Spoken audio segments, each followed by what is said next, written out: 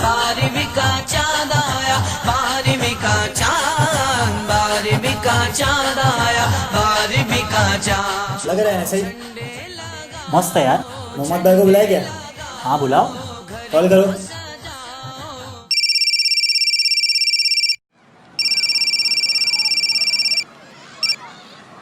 सलाम वालेकुम मोहम्मद भाई। वालेकुम अस्सलाम वरहमतुल्लाहि वबरकातुह। खैरियत से हैं आप? अल्हम्दुलिल्लाह अच्छा हूँ, और आप कैसे हैं? अल्हम्दुलिल्लाह भाई, हम भी अच्छे हैं। और कहाँ हैं आप? अब्दुल्ला भाई भी साथ है? अगर साथ में हो तो मेरे घर पे आ जाओ, चाय नाश्ता कर लेंगे। मिले भी हमें बहुत दिन हो गए। माशाअल्लाह, बहुत अच्छी बात है। मैं तो अभी घर से निकला था, अब्दुल्ला भाई को साथ लेकर आता हूँ इंशाअल्लाह। ठीक है, चलो अल्लाह हाफिज़।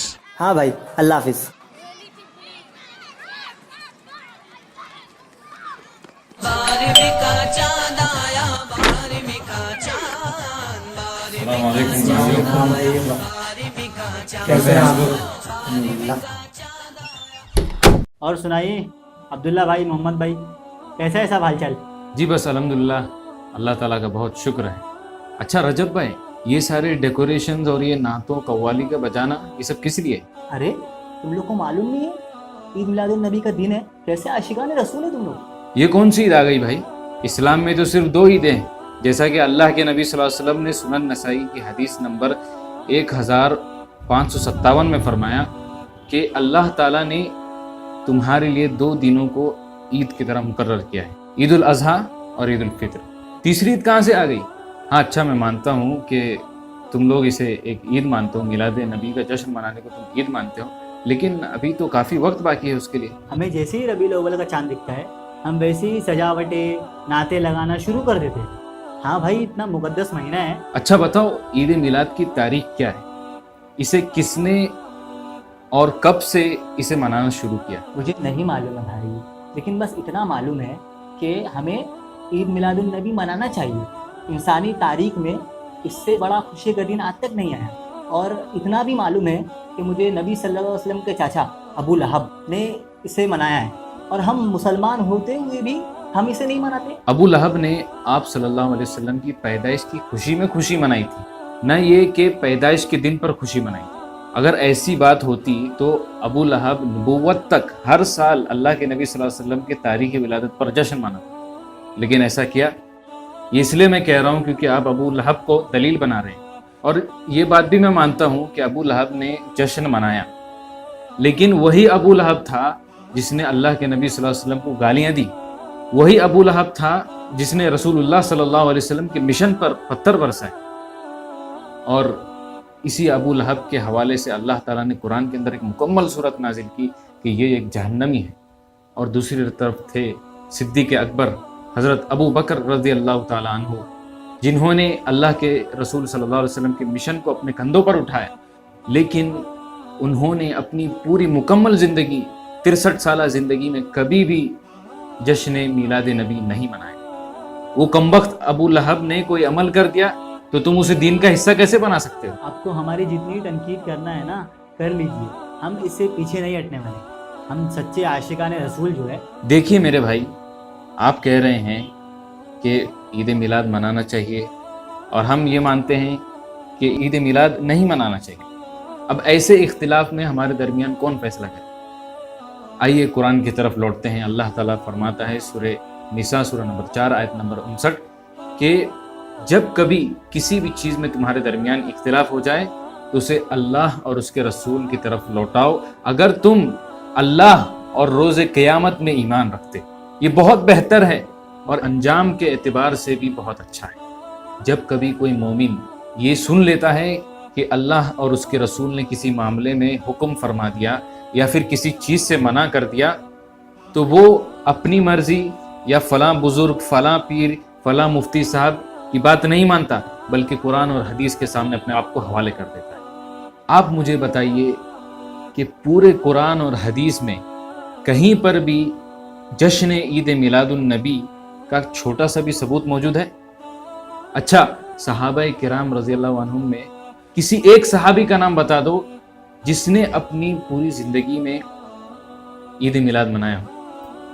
हालांकि सहाबाए किराम रिज़वानुल्लाह अलैहिम अजमाइन वो अल्लाह के नबी सल्लल्लाहु अलैहि वसल्लम کہ سب سے زیادہ مطیع اور فرما بردار تھے، ہمارے سے کہیں گنا زیادہ مطیع اور فرما بردار تھے.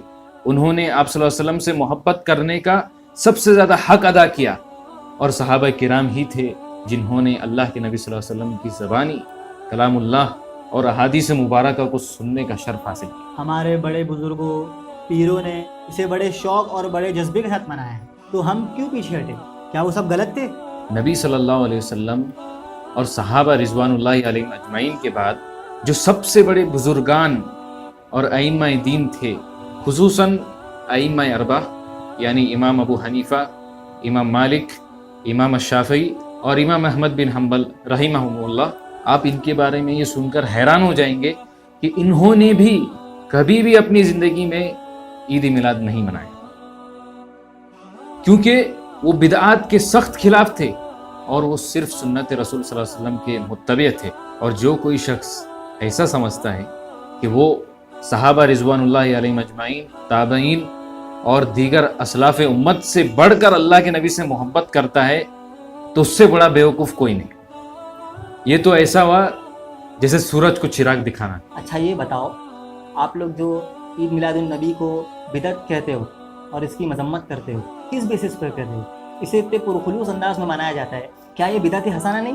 دیکھیے، بدعت ہر اس عمل کو کہتے ہیں جو دین میں عبادت کے نام پر ایجاد کیا جاتا ہے، جس کا نہ ہی قرآن سے کوئی ثبوت ہوتا ہے، نہ ہی سنت نبی سے کوئی ثبوت ہوتا ہے، اور نہ ہی صحابہ کرام رضوان اللہ علیہم اجمعین نے کبھی اسے کیا ہوتا ہے.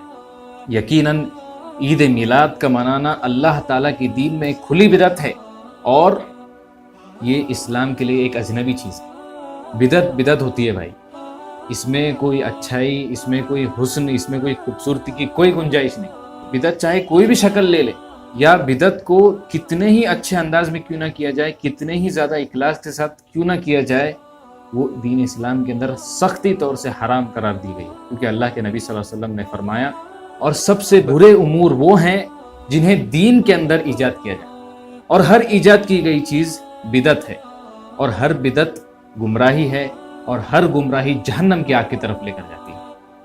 اور آپ نے یہ بھی کہا، صحیح البخاری کی حدیث ہے، من عمل عملا لیس علیہ امرنا فہو رد، کہ جو کوئی شخص ایسا عمل کرے جس کے بارے میں ہم نے کوئی حکم نہ دیا ہو تو وہ اللہ تعالیٰ کی بارگاہ میں رد کر دیا جاتا ہے. صحابہ کرام کے بعد سب سے بڑی اسلامی شخصیات میں سے ایک امام مالک رحمہ اللہ ہے، جو نبی صلی اللہ علیہ وسلم کے شہر میں پیدا ہوئے اور وہیں پر انتقال کر گئے.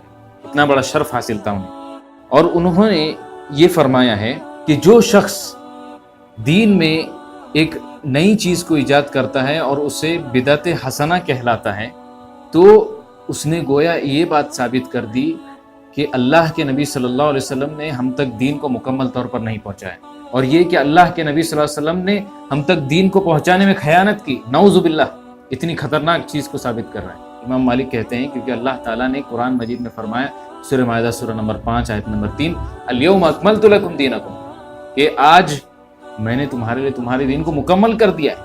لہٰذا جو اس وقت دین نہیں تھا وہ آج بھی دین نہیں ہو سکتا.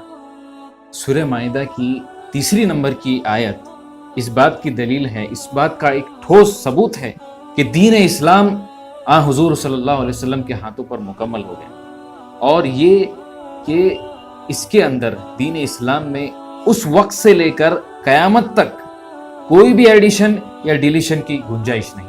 اور بھی بتاؤں آپ کو، اسلام یہ نہیں ہے کہ جو ہمیں اچھا لگے وہ ہم کریں، بلکہ اسلام میں خیر اور شر کو پہچاننے کا معیار رسول اکرم صلی اللہ علیہ وسلم، آپ صلی اللہ علیہ وسلم نے فرمایا، یہ حدیث سلسلۃ الاحادیث الصحیحہ کے اندر موجود ہے، آپ نے فرمایا کہ ہر وہ چیز جو تمہیں جنت سے قریب کرے اور تمہیں جہنم سے دور کرے، وہ ساری چیزیں تمہیں بتا دی گئی.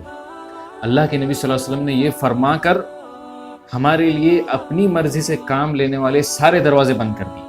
اگر میلاد کا جشن خیر کا کام ہوتا اور اگر یہ کام ہمیں جنت سے قریب کرتا تو اللہ کے نبی صلی اللہ علیہ وسلم ضرور اپنی زندگی میں صحابہ کرام کو حکم دیتے کہ تم میرا میلاد مناؤ، اور یہ بھی کہتے تھے کہ میرے گزر جانے کے بعد میری یاد میں تم ہر سال میری تاریخ ولادت پر جشن منایا کرو، لیکن کبھی آپ نے ایسا کہا؟ ہرگز نہیں۔ تو یہ بتاؤ تاریخ میں اسے سب سے پہلے کس نے منایا؟ اس کو سب سے پہلے اگر کسی نے شروع کیا تو وہ آپ صلی اللہ علیہ وسلم کے وفات کے تقریباً 400 سال بعد مصر کے اندر فاطمی شیعوں نے شروع کیا تھا، اور اس کی وجہ یہ تھی کہ وہ لوگ چاہتے تھے کہ مسلمانوں کو بدعات اور خرافات میں الجھایا جائے اور انہیں نبی کریم صلی اللہ علیہ وسلم کے سنت مطہرہ سے دور لے جایا جائے، اور ایسا ہی ہوا۔ عام مسلمانوں میں اس کی پھیلنے کی وجہ یہ تھی کہ یہ سمجھا جانے لگا کہ نبی صلی اللہ علیہ وسلم سے محبت کرنے کا مطلب یہ ہے کہ آپ کی برتھ ڈے پارٹی منائی جائے۔ فاطمی شیعوں کی یہ سازش پروان نہیں چڑھ سکی، اور یہ کچھ وقت کے بعد تقریباً 2 صدیوں کے لیے مٹ چکی تھی، یہاں تک کہ ایک بادشاہ جس کا نام مظفر ابو سعید کوکبوری تھا، اس نے اسے پھر سے رواج دیا، اور یہاں تک کہ اس نے جشن عید میلاد النبی کے اندر ناچنا اور گانا تک کو شامل کیا۔ ہم جائزہ لیں تو یہ برتھ ڈے منانے کا کانسیپٹ اسلام کا نہیں ہے، اسلام میں اس کی کوئی تعلیم نہیں دی گئی ہے، یہ ہمارے یہاں کرسچنز کے ذریعے سے آئے۔ جیسا وہ لوگ حضرت عیسیٰ علیہ السلام کا برتھ ڈے مناتے ہیں، ہمارے کچھ لوگوں نے کہا کہ ہم اور زیادہ دھوم دھام سے ہمارے نبی صلی اللہ علیہ وسلم کے میلاد کو منائیں گے۔ یہ سخت حرام ہے، کیونکہ اللہ کے نبی صلی اللہ علیہ وسلم نے ہمیں سختی کے ساتھ غیروں کی نقالی کرنے سے، غیروں کی مشابہت کرنے سے منع کیا، جیسا آپ نے فرمایا من تشبہ بقوم فہو منہم۔ سنن نبی داؤد کی حدیث نمبر 4031 ہے، اللہ کے نبی فرماتے ہیں کہ جو شخص کسی قوم کی مشابہت اختیار کرتا ہے تو وہ انہی میں سے ہے۔ یہ بتاؤ کیا رسول اللہ کی پیدائش پر خوشی منانا اظہار ایمان نہیں؟ میرے بھائی، ہر ایمان والا آپ صلی اللہ علیہ وسلم کی آمد پر خوشیوں کو محسوس کرتا ہے، اور ہم آپ پر ایمان رکھنے والے آپ سے محبت کرتے ہیں، اور اس محبت کا یہ معنی ہے کہ آپ صلی اللہ علیہ وسلم کے اسوہ حسنہ کو زندگی کے ہر شعبے میں اختیار کیا جائے۔ آپ صلی اللہ علیہ وسلم کی سیرت طیبہ کو غور سے پڑھیں، اسے سمجھنے کی کوشش کریں، اپنے گھر والوں کو، اپنے بچوں کو سمجھائیں، اور اسے دنیا والوں کے سامنے بھی پیش کریں، اور یہی حقیقی جشن منانا کہلاتا ہے۔ مزید آپ کو یہ بھی بتا دوں کہ آپ کے تاریخ ولادت کے معاملے میں مورخین سخت اختلاف کرتے ہیں، لیکن خیر بحث کے طور پہ میں مان لیتا ہوں کہ 12 ربیع الاول آپ صلی اللہ علیہ وسلم کی ولادت کی تاریخ ہے، جس پر آپ اعتبار کرتے ہیں۔ آپ اس بات کو بھی مانتے ہیں کہ یہی 12 ربیع الاول کے دن آپ صلی اللہ علیہ وسلم کی وفات ہوئی۔ تو آپ مجھے بتائیے یہ کون سی عقل مندی کی بات ہے کہ محبوب کے وفات کے دن پر اس کا جشن منایا جائے، خوشیوں کا اظہار کیا جائے؟ میں دیکھتا ہوں، اپنے مفتی صاحب سے پوچھتا ہوں، کیونکہ مجھے لگتا ہے اتنے سارے لوگ اسے مناتے ہیں، اس میں کچھ نہ کچھ ہوگا ضرور۔ اگر مفتی صاحب صحیح جواب دیتے تو اچھی بات ہے، اور اگر وہ مجھے چپ ہونے کے لیے کہیں گے تو میں ان سب چیزوں کو ترک کر دوں گا۔ جی آپ ضرور پوچھیے، ہمارا کام آپ تک حق بات کو پہنچانا تھا، اور یہ بات کو آپ ضرور یاد رکھ لیجئے کہ قرآن اور سنت کی دلائل کا کوئی توڑ نہیں ہوتا۔ اللہ تعالیٰ سے میں دعا کرتا ہوں کہ اللہ تعالیٰ ہم سب کو آپ صلی اللہ علیہ وسلم سے سچی اور عملی محبت نصیب عطا فرمائے، آپ صلی اللہ علیہ وسلم کی کل قیامت کے دن ہمیں شفاعت نصیب فرمائے، اور آپ صلی اللہ علیہ وسلم کی رفاقت بھی ہمیں نصیب فرمائے، اور ہمیں ہمیشہ اپنی ہدایت میں رکھے۔ آپ کی بات یقیناً سمجھ میں آ رہی ہے، آپ نے اس معاملے کی وضاحت جو اتنے دلائل کے ساتھ واضح کیا ہے، آپ کا بہت بہت شکریہ ادا کرتا ہوں۔ اور مجھے احساس ہوا ہے کہ اب تک میں گمراہی میں تھا، اور ہم تک جو دلائل پہنچائے گئے تھے وہ بالکل ہی کمزور اور بے معنی تھے، اور میرا یہ ماننا ہے کہ قرآن اور حدیث ہماری مکمل رہنمائی فرماتے ہیں، اور اسی کے ذریعے مجھے احساس ہو رہا ہے کہ اب تک میں بدعت کا جرم احساس ہوئے بغیر کر رہا تھا۔ اللہ تعالیٰ مجھے معاف کرے۔